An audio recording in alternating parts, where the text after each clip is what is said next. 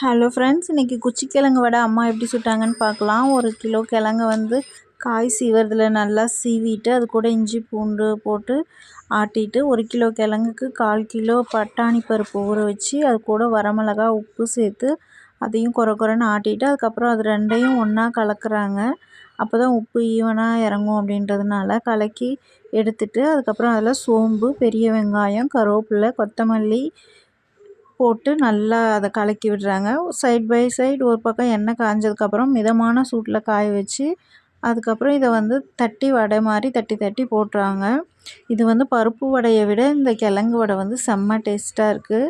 Health வைஸாக ரொம்ப நல்லது. நீங்களும் கிழங்கு வாங்கினீங்கன்னா இந்த மாதிரி ஒரு டைம் ட்ரை பண்ணி பாருங்கள். அதுக்கப்புறம் விடவே மாட்டீங்க. ஒவ்வொரு டைமும் ட்ரை பண்ணணுன்னு தான் நினைப்பீங்க. பாருங்கள் எவ்வளோ கலர்ஃபுல்லாக அழகாக இருக்குது. நீங்களும் ட்ரை பண்ணுங்கள். பிடிச்சிருந்துச்சின்னா ஒரு லைக் பண்ணுங்கள்.